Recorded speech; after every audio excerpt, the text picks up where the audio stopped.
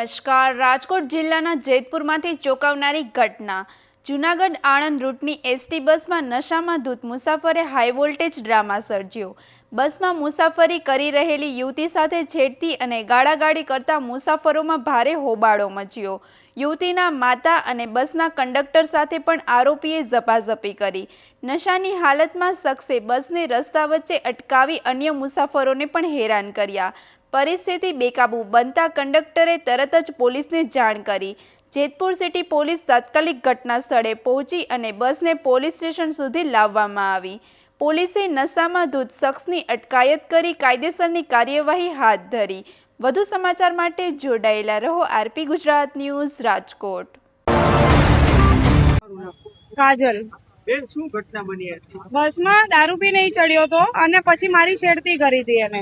એટલા માટે થઈને મેં પોલીસ સ્ટેશનમાં કેસ કર્યો છે. ઈશારા પણ કરતો હતો અહીંયા બેઠો બેઠો એ. હા, પોલીસ સ્ટેશન અત્યારે અંદર જ છે લોકો.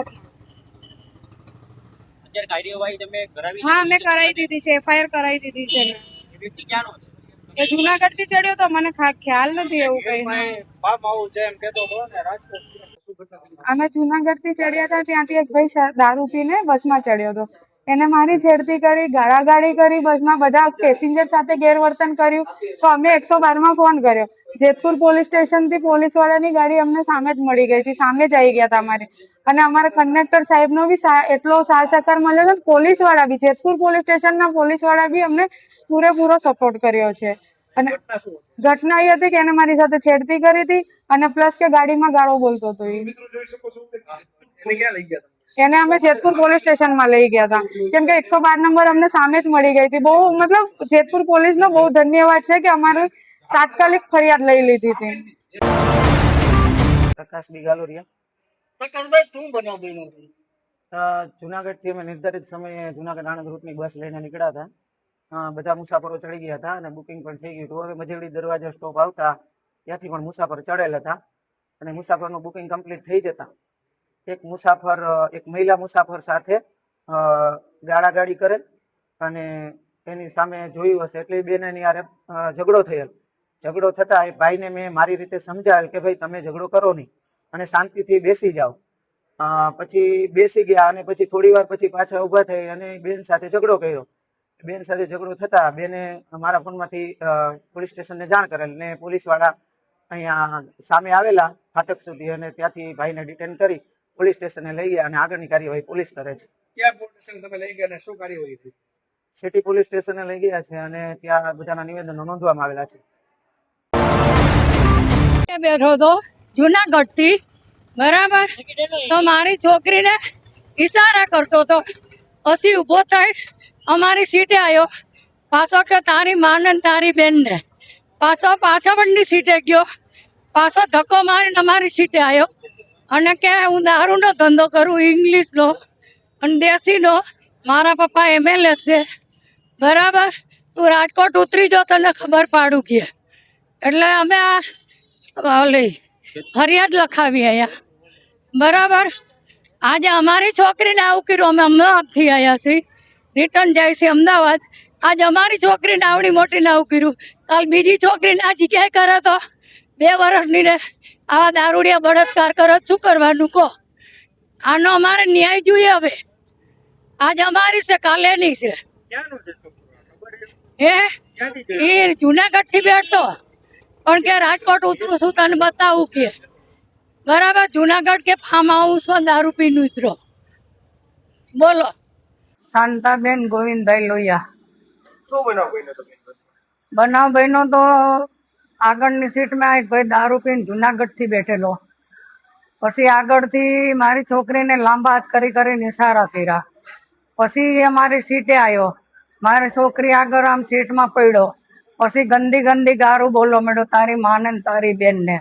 પાછા મેં 2 લાફા મારીને એને ભગાડ્યો તો પાછળ ગયો. તો પાછળથી પાછો અમારી સીટ ઉપર ધક્કો મારીને પડ્યો. તો પાછા આ કંડક્ટર ભાઈને હેરાન કરે. ક્યાંય ઊભી રાખ. તો કંડક્ટર ભાઈએ દરવાજો બંધ કરી દીધો. તો દરવાજો બંધ કરી દીધો, પાછો દરવાજો ખોલી ઉતરો.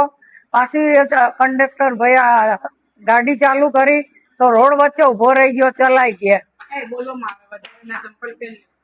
બરાબર કે રોડ ઉપર ઉભો રહી ગયો વચ્ચે અને એને હાલવા ના દીધા, બસ રોકી એને અને પછી પાછો બસમાં ચડાયો અને પાછો નાગાઈ કરવા માંડ્યો અને એના બાપાનું નામ દીધું કે મારો બાપો આ છે ફલાણો ઢીકડો પૂતળો, તું રાજકોટ ઉતરી જો તને બતાવું કે કરીને કે આજે અમને આવું કર્યું. કાલ બીજા ચોરને કરો તો કે મારે 4 બહેનું છે, કાલ સવારે એની 4 બહેનું છે તો એ વ્યક્તિ આવું કામ ના કરે ને. આજે અમે છે અમદાવાદ વાળાને આવું કર્યું તો અહીંના વ્યક્તિને કેમ ના કરે રાજકોટ ના ને. તું કર તો રહી જા અહીંયા સીટે બેસી જા સીટે કહું આયા સીટે બેહું તારે અલાઈ ભાઈ વાતી ધોકો લઈ તો આયથી ધોકો લઈ તારે બેહું કે બાકી રાખો હે ક્યાં ઉતાર તારે બેહું છે મને ક્યાં ઉતાર અરે તારે સો કોણ હે તું મને આલી મોરી સમજે છે હે તું તો આને મને આ બાકી બેડિયાની વેલ્યુ નથી એમ વેલ્યુ છે આમ બતાવી દેવું આખી બસ થાય ને હરગાવી ના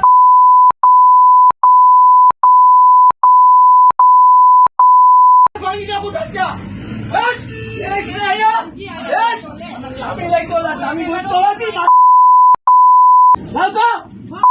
તો નથી એટલે અરે દરવાજો તો સમજા શું મને નથી બોલતો પ્રેમથી ભાઈ ભાઈ કહું છું એટલે હે ભાઈ ભાઈ કહું છું તને એટલે તું મારી મારે તો બેઠી જાય રેકોર્ડિંગ કરતો મોબાઈલ કાઢ ફટાફટ રેકોર્ડિંગ કર આ બેહી જાઉં સજી તને છેલ્લી વાર કહું છું બેહી જા